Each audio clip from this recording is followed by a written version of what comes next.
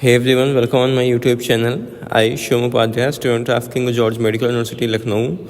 तो I hope कि आप सबकी जो प्रिपरेशन है अच्छी चल रही होगी, आप लोग अच्छे से ठीक ढंग से पढ़ाई कर रहे होंगे। तो काफ़ी बच्चों को देखो जो प्रॉब्लम किस चीज़ में सब्जेक्ट में हो रही है, नर्सिंग एप्टीट्यूड में।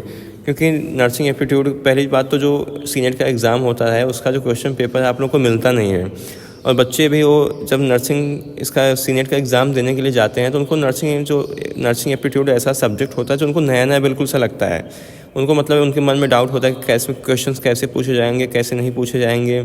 और इसका कोई स्पेसिफिक सिलेबस भी नहीं सीनेट की तरफ से जो है रिलीज किया जाता है कि क्वेश्चंस कहाँ से आएंगे। तो बहुत सारे ऐसे मतलब इसको लेके काफ़ी बच्चों में प्रॉब्लम्स होती हैं और उनको यहाँ वहाँ भटकना पड़ता है। तो मैंने इसके लिए पूरी एक सीरीज़ स्टार्ट की है नर्सिंग एप्टीट्यूड की। तो अगर आप जितना मैं आपको गारंटी के साथ बोलता हूँ, जितना मैं क्वेश्चंस करा रहा हूँ, अगर आप इतने क्वेश्चंस कर लेते हो तो आपको नर्सिंग एप्टीट्यूड में 40 आउट ऑफ 40 में कोई रोक नहीं सकता है। अगर आप इतने क्वेश्चन जो है अच्छे से कर ले जाओगे तो आपके मतलब 40 क्वेश्चन तो देखो कहीं नहीं गए हैं पूरा। ठीक है, बस आपको ध्यान से क्या करना है, रोज़ वीडियोस को देखना है और जो भी मैं पीडीएफ अपलोड करता हूँ उसको टेलीग्राम चैनल ज्वाइन करके आप उसको डाउनलोड कर लो पीडीएफ वहाँ से जाके, ताकि आप उसको टाइम पे रिवीजन करते रहो। अगर आप इतना कर ले जाते हो तो आपके समझो कि 40 मार्क्स जो है नर्सिंग एप्टीट्यूड के कहीं नहीं गए हैं। इसलिए मैं बार बार बोल रहा हूँ, काफ़ी स्कोरिंग ये आपका है नर्सिंग एप्टीट्यूड पोर्शन। तो इसको ऐसे नहीं जाने देना है। समझो कि बायो से भी इजी होता है। अगर आप थोड़ा दिमाग लगा के क्वेश्चंस को करोगे समझ के ना, तो बायो के जैसे बायो आप कर ले जाते हो अच्छे से फटाक से, तो ऐसे आप नर्सिंग एप्टीट्यूड बड़े अच्छे से कर ले जाओगे। बहुत ईजी तो नहीं होता है, लेकिन हाँ आप इतना होता है तो आप थोड़ा सा दिमाग लगाओगे तो आराम से क्वेश्चन जो है बड़ी आसानी से हो जाएंगे। तो अभी हम क्या है कि आज इस वीडियो में कुछ अच्छे क्वेश्चन जो है उसकी हम प्रैक्टिस करेंगे इसमें। तो अब चलो चलते हैं क्वेश्चंस को देखते हैं। पहला क्वेश्चन है कि which department is responsible for treating disease and disorder of endocrine system. जो एंडोक्राइन सिस्टम से संबंधित जो भी हमारे इश्यूज होते हैं, प्रॉब्लम्स, डिसऑर्डर्स होते हैं, उसको हम किस डिपार्टमेंट में दिखाते हैं। ठीक है, तो कौन सा ऑप्शंस दिखते हैं। पहला क्या है, एंडोक्राइनोलॉजी, गैस्ट्रोएंटेरोलॉजी, सी है पल्मोनोलॉजी एंड डी क्या है, हिमेटोलॉजी। तो मैंने आपको पहले ही बताया था कि जो गैस्ट्रोएंटेरोलॉजी होता है उसमें हम डाइजेस्टिव सिस्टम से डिसऑर्डर्स को दिखाते हैं। पल्मोनोलॉजी क्या होता है, पल्मोनोलॉजी में हम जो मतलब हमारे रेस्पिरेटरी संबंधित जो भी डिसऑर्डर्स होते हैं उनको दिखाते हैं। हिमेटोलॉजी में क्या होता है कि हम जो ब्लड से अगर रिलेटेड कोई भी ऐसे प्रॉब्लम्स होती है तो उसको हम दिखाते हैं। और तो इसका फर्स्ट क्या होगा, इसका फर्स्ट ऑप्शन जो है सही होगा, एंडोक्राइनोलॉजी। मतलब जो एंडोक्राइन से संबंधित जो डिसऑर्डर्स होते हैं उसको हम किस डिपार्टमेंट में डील करते हैं, इंडिया क्या है, एंडोक्राइनोलॉजी में। अब अगला क्वेश्चन देखते हैं। अगले क्वेश्चन में है कि which department is responsible for diagnosing and treating disease of the respiratory system. अगर आपके जैसे रेस्पिरेटरी संबंधित कोई भी मतलब चीज़ें हैं, जैसे कि हम मान के चलें कि आप टीबी एक मोस्ट कॉमन चीज़ें हैं ना, टीबी हो गया, COPD मान लो कुछ ऐसे हो, ठीक है, हो गया। जैसे आपको क्या हो गया, क्रॉनिक ब्रोंकाइटिस हो गया। तो ये सब जैसे जो रेस्पिरेटरी संबंधित जो भी प्रॉब्लम्स होती हैं, जो डिसऑर्डर्स होते हैं, जो डिजीज़ होती हैं, उसको हम किस में डील करते हैं, पल्मोनोलॉजी में। ठीक है, ऐसे आप पल्मोनरी आपने सुना होगा, तो किसके लिए जो टर्म है किसके लिए यूज़ किया जाता है, लंग्स के लिए ना, तो इसको हम किस में डील करते हैं, पल्मोनोलॉजी में। अब अगला क्वेश्चन है, अगले क्वेश्चन में आता है कि which department is responsible for diagnosing and treating disease of the cardiovascular system. अगर कार्डियोवैस्कुलर सिस्टम से रिलेटेड कोई भी आपको दिक्कत है, ठीक है, मतलब हार्ट से संबंधित प्रॉब्लम्स, तो उसको हम किस डिपार्टमेंट में दिखाते हैं, किस डिपार्टमेंट जो है उसको ट्रीट करने के लिए रिस्पॉन्सिबल होता है। तो यहाँ पे ऑन्कोलॉजी में क्या हम करते हैं, कैंसरस पेशेंट को दिखाते हैं। इन्फेक्शियस डिजीज एंड डिपार्टमेंट में हम क्या करते हैं, जो इन्फेक्शन संबंधित जो भी डिजीज़ होती है उसके लिए हम ले जाते हैं। रिमेटोलॉजी हो गया कि ये जो ऑटोइम्यून डिसऑर्डर होता है उसके बारे में हम इसमें देखते हैं। तो अब बाकी क्या होगा, इसका थर्ड का फर्स्ट ऑप्शन जो है सही होगा, कार्डियोलॉजी डिपार्टमेंट जो होता है। अब अगला क्वेश्चन देखते हैं। अगले क्वेश्चन में है कि which department is responsible for diagnosing and treating disease of the kidney. Kidney से संबंधित जो है डिजीज़ अगर कुछ होती है तो उसको हम किस डिपार्टमेंट में दिखाते हैं। तो पहला ऑप्शन क्या है, नेफ्रोलॉजी, बी है हिमेटोलॉजी, सी है रिमेटोलॉजी एंड डी है इन्फेक्शियस डिजीज डिपार्टमेंट। तो अगर किडनी से संबंधित कोई भी प्रॉब्लम्स होती है तो उसको हम किस में दिखाते हैं, नेफ्रोलॉजी में, ठीक है। तो फोर्थ का कौन सा ऑप्शन सही है, फोर्थ का फर्स्ट ऑप्शन जो है सही होगा। अब पांचवा क्वेश्चन देखते हैं। पांचवें क्वेश्चन में कि which department is responsible for diagnosing and treating of cancer. कौन सा डिपार्टमेंट होता है जो कैंसर के ट्रीटमेंट के लिए जो रिस्पॉन्सिबल होता है।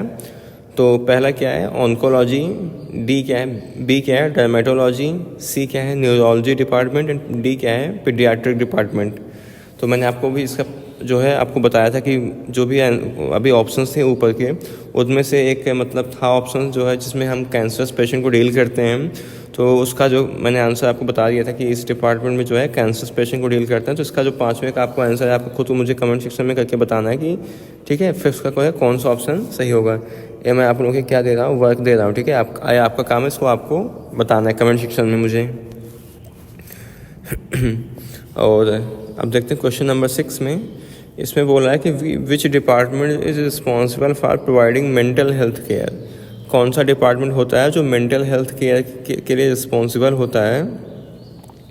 तो इसका कौन सा होता है, यहाँ पे साइकेट्रिक डिपार्टमेंट होता है। वो क्या करता है, इसमें हम जो मतलब मानसिक रोग संबंधित जो भी प्रॉब्लम से पीड़ित लोग होते हैं उनको इसमें हम दिखाते हैं और इसमें या फिर हम डील करते हैं, ठीक है, ऐसे पेशेंट को। तो इसका कौन सा ऑप्शन सही है, यहाँ पे फिफ्थ का फर्स्ट होगा। एंड जो सेकंड है क्या है, ऑब्स्टेट्रिक एंड गायनिकोलॉजी, इसमें हम फीमेल्स को दिखाते हैं। ऑप्थेल्मोलॉजी मतलब कि आँख से संबंधित जो भी प्रॉब्लम्स होती हैं। एंड क्या है, जीरियाट्रिक होता है, इसमें जो मतलब वृद्ध लोग होते हैं, बूढ़े लोग होते हैं, उनको हम दिखाते हैं। अब अगला क्वेश्चन देखते हैं। अगला क्वेश्चन में है कि which department is responsible for diagnosing and treating of infectious disease. कौन सा डिपार्टमेंट होता है जो इन्फेक्शियस डिजीज़ को डील करता है, ठीक है, उसको ट्रीट करने में हेल्प करता है लोगों की। तो कौन सा डिपार्टमेंट होता है, यहाँ पे फर्स्ट होगा इन्फेक्शियस डिजीज़ डिपार्टमेंट। बाकी आपको पता है कि जो कार्डियोलॉजी होता है उसमें हम कार्डियोवैस्कुलर से संबंधित चीज़ों को डील करते हैं। डर्मेटोलॉजी में स्किन से संबंधित, हेमाटोलॉजी में जो हो गया ब्लड से संबंधित चीज़ें। तो देखो मैं सिर्फ जो ऑप्शन है उसी को नहीं टिक कर दे रहा हूँ, जो भी और भी ऑप्शन है उनको भी एक्सप्लेन कर रहा हूँ, ताकि अगर आपको मालूम बाई चांस वो ऑप्शंस कहीं और मिल जाते हैं किसी ऑप्शन में, ताकि आप उसको अप्रिशिएट कर सको, ठीक है। तो इसीलिए मैं कहा कि हर ऑप्शन को जो है एक्सप्लेन कर रहा हूँ। तो आप जितने भी ऑप्शन हैं उनको ध्यान से करते जाओ। अगर आप कहीं डाउट होता है इससे कि आप इस चीज़ बाद में भूल सकते हो, तो उसको भी एक कॉपी और पेन ले लो, उसको नोट करते जाओ कि किस डिपार्टमेंट में हम किस तरह के पेशेंट को डील करते हैं, ठीक है। और अगला क्वेश्चन देखते हैं। अगले क्वेश्चन में है कि which department is responsible for providing care to newborn babies. कौन सा डिपार्टमेंट होता है जो न्यू बॉर्न बेबीज़ के लिए मतलब उनको केयर प्रोवाइड करने के लिए रिस्पॉन्सिबल होता है।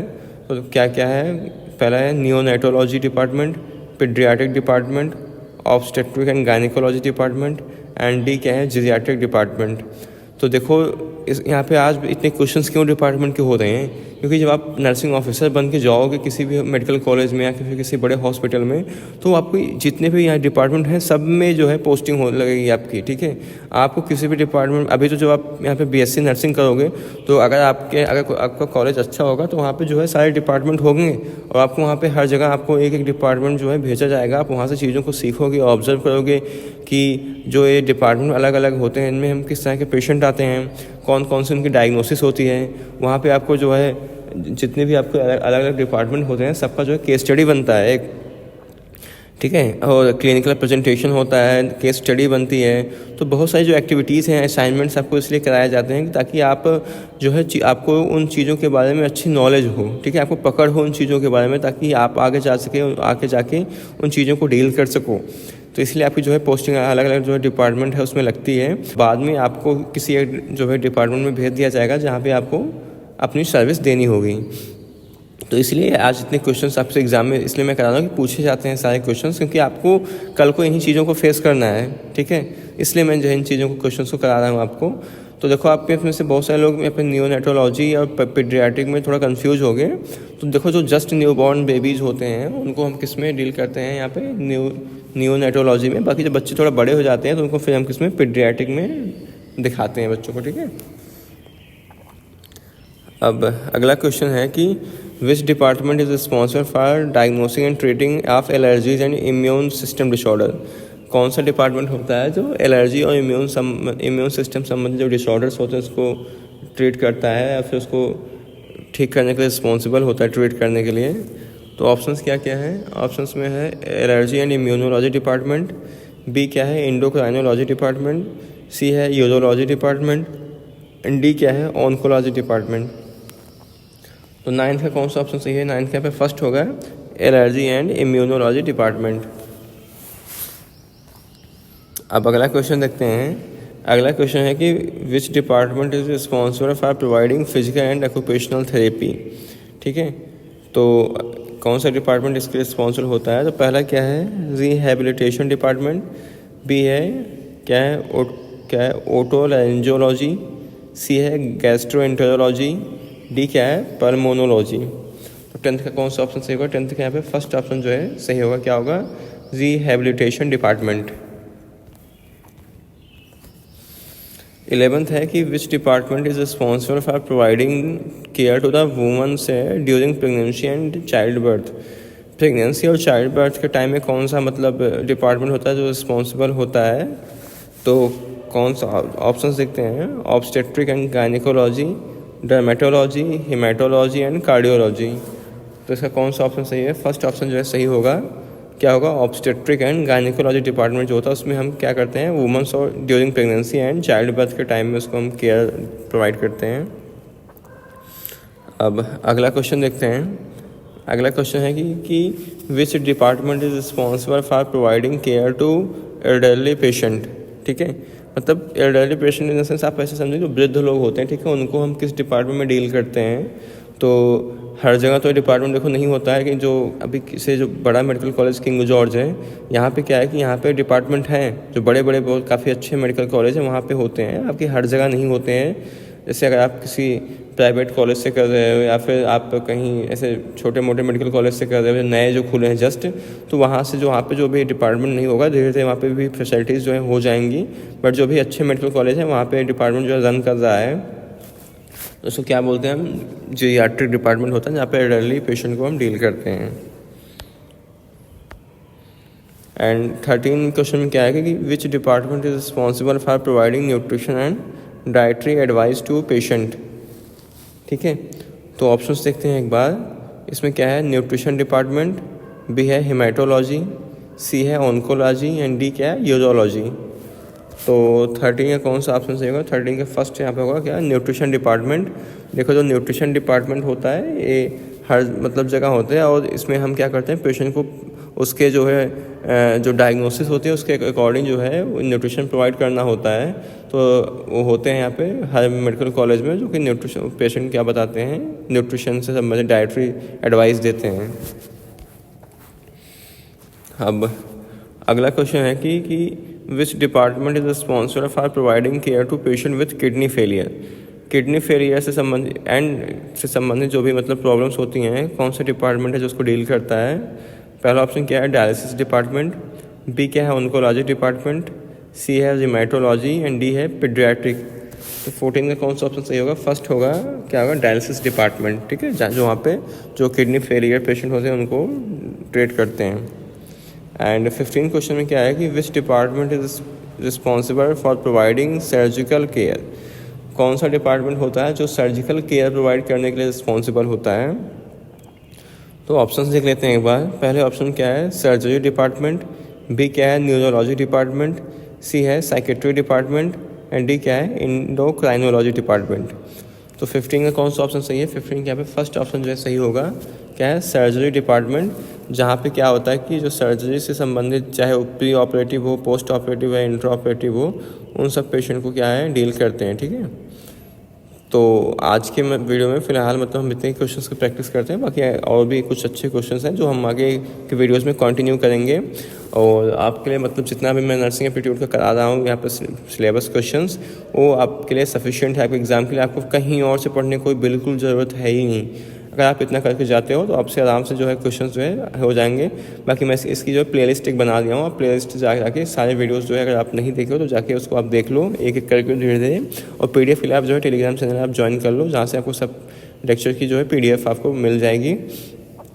बाकी अगर कोई आपका डाउट होता है तो मेरे से उसको कमेंट सेक्शन में पूछ सकते हो, नहीं तो मैं अपनी जो इंस्टाग्राम आईडी है उसको पिन कर दूंगा कमेंट सेक्शन में, आप वहाँ से जाके मेरे से अपने डाउट जो है पूछ ले सकते हो।